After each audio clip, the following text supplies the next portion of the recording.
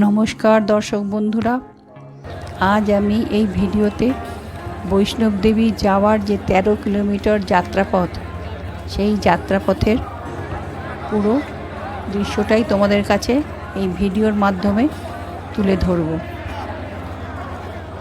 আমাদের দেখো card registration হয়ে গেছে, প্রায় 1 ঘন্টা লাইন দিতে হলো।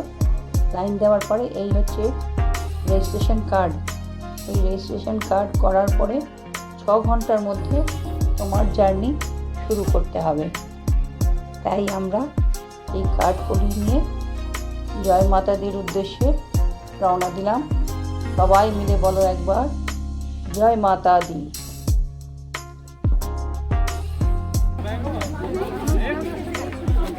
বৈষ্ণব দেবী যাত্রার দুটো পথ আছে। একটা পুরনো পথ বানগঙ্গা, যেখানে রাস্তায় প্রচুর দোকানপাট রয়েছে। আরেকটি হচ্ছে তারাকোটা, এখানে নতুন পথ, এখানে কোনো দোকানপাট নেই। এখান থেকেও আপনি পর্চি করাতে পারেন। আমরা পর্চি আগেই করিয়ে নিয়েছি, তাই পর্চি দেখিয়ে চেকিং করে বানগঙ্গা পথে প্রবেশ করলাম। এই পথে যারা হেঁটে যাবে তারা লাঠি নিয়ে নিতে পারেন। 20 টাকা মূল্য দিয়ে লাঠি পেয়ে যাবেন। रास्ते में शौचालय है, खाने पीने सब चीज़। এই যে দেখুন, এই জায়গা হচ্ছে চেকিং পয়েন্ট। এখানেই আপনাকে পর্চি দেখিয়ে সব জিনিসপত্র চেকিং করে আপনাকে ভেতরে এন্ট্রি করতে হবে। সবাই মিলে বলো একবার, জয় মাতা দি। জয় মাতা দি বলে আমরা এন্ট্রি নিলাম।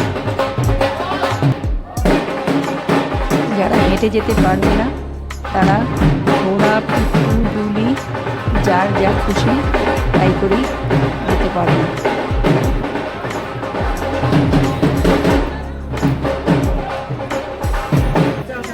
এখান থেকে আপনি যেটা খুশি বুক করে নিতে পারেন। এখানে চার্ট দেওয়া আছে, সেই চার্ট দেখে আপনি ঠিক করে নিন আপনি কিসে যাবেন। আমরা ঘোড়াতে যাব, তাই বুকিং কাউন্টার থেকে 1250 টাকা দিয়ে ঘোড়ার স্লিপ নিয়ে নিলাম। সব সময় গভর্নমেন্ট কাউন্টার থেকেই সব কিছু বুক করবেন। যাদের ঘোড়া তাদের সবার নিজস্ব লাইসেন্স কার্ড আছে। এই লাইসেন্স কার্ড দেখিয়েই পোর্ট অফিস থেকে স্লিপ কেটে নেবেন। কিন্তু এরা আবার স্লিপের বাইরেও টাকা নেয়। আমাদের কাছ থেকে প্রায় 2500 টাকা নিল। সুতরাং এটা আগেই ঠিক করে নেবেন। আমরা যখন এসেছি তখন নবরাত্রির খুব ভিড়, তাই রেটটাও একটু বেড়ে গেছে।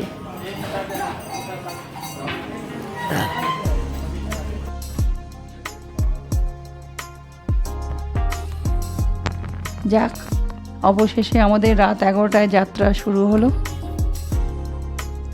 জয় মাতা দি। অনেক দিনের ইচ্ছা আজ পূরণ হতে চলেছে। জানি না শেষ করতে পারবো কিনা, তবে জয় মাতা দি বলে সাহস জুগিয়ে শুরু করলাম আমাদের যাত্রা।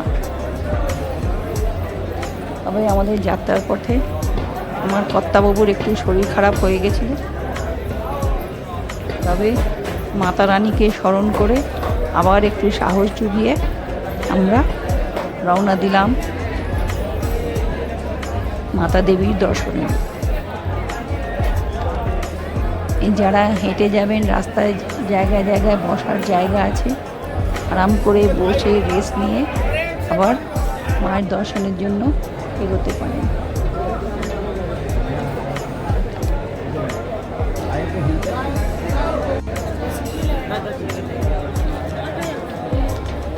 এই বৈষ্ণব দেবী মন্দির জম্মু ও কাশ্মীরের কাটরাতে অবস্থিত একটি হিন্দু মন্দির, যা দুর্গার প্রকাশ বৈষ্ণোদেবীকে উৎসর্গ করা হয়েছে। এটি ত্রিকুট পর্বতে 5000 ফুট উচ্চতায় অবস্থিত। এটি উত্তর ভারতের অন্যতম জনপ্রিয় হিন্দু তীর্থস্থান, যেখানে প্রতি বছর লক্ষাধিক ভক্ত মন্দিরে আসেন। আমরা লকার রুমে এসে পড়েছি। এইখানে সব জিনিসপত্র জমা দিয়ে একটি তালা চাবি দেবে। সেই জিনিসপত্র রেখে আপনি তালা দিয়ে চাবি নিয়ে চলে যাবেন মায়ের দর্শন করতে। সবাই মিলে বলো জয় মাতা দি। ঋগ্বেদেও এই ত্রিকুট পাহাড়ের উল্লেখ আছে, এখানে মন্দিরটি অবস্থিত। এখানে 3টি আইকন মহাকালী, মহালক্ষ্মী আর মহাসরস্বতী বৈষ্ণব দেবীর সমস্ত মূল মন্দিরে পূজা করা হয়।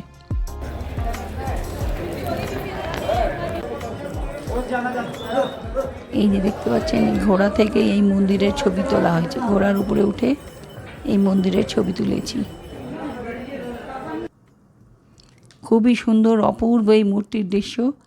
এখন নবরাত্রি চলছে বলে মন্দিরটিকে এত সুন্দর করে ফুল দিয়ে সাজানো হয়েছে।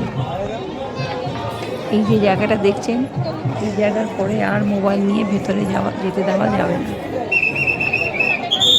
তাই ভেতরে মন্দিরের ছবি আর দিতে পারবো না, শুধু এই সামনেটুকুর ছবি আপনাদের দেখাচ্ছি। অপূর্ব সুন্দর ফুল দিয়ে, প্রত্যেকটি ফুলই ন্যাচারাল ফুল দিয়ে এগুলো সাজানো হয়েছে।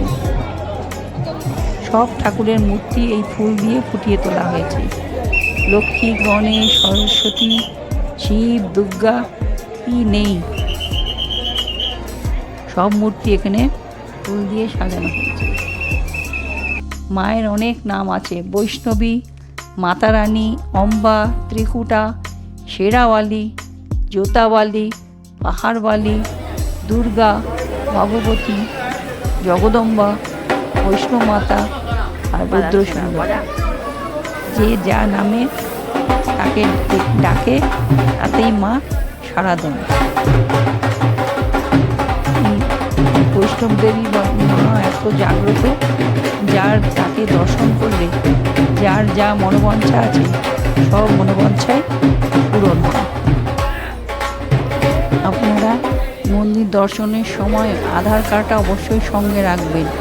আধার কার্ড না থাকলে লকার রুম অ্যালটমেন্ট করে না, সুতরাং আধার কার্ডটা অবশ্যই সঙ্গে রাখবেন। বৈষ্ণব দেবী মন্দিরে অনুষ্ঠিত সবচেয়ে বিশিষ্ট উৎসবগুলি হলো নবরাত্রি, একটি 9 রাতের উৎসব। মা দুষ্ট রাক্ষসদের উপর দেবীর বিজয় উদযাপন করেন এবং দীপাবলির আলোর উৎসব, অন্ধকারের উপর আলোর বিজয়, মন্দিরের উপর আলোর ভালো এবং অজ্ঞতার উপর জ্ঞানের প্রতীক।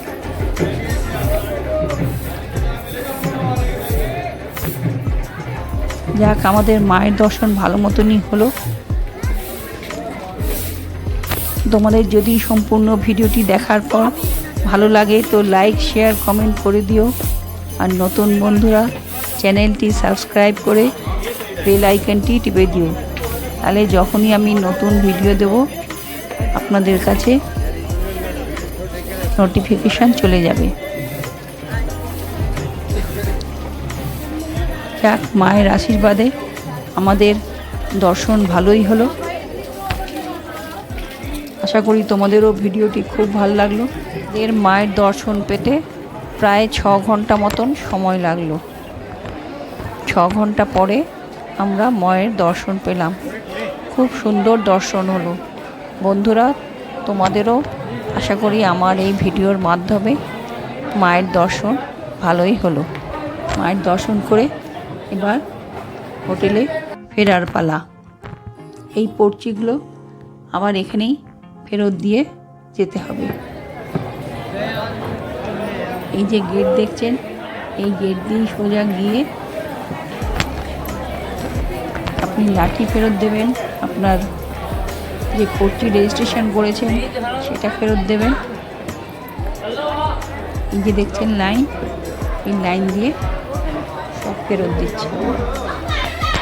এখানে আসার সময় অবশ্যই ঠান্ডার বস্ত্র নিয়ে আসবেন, রাত্রে বেশ ভালো ঠান্ডা পড়ে যায়।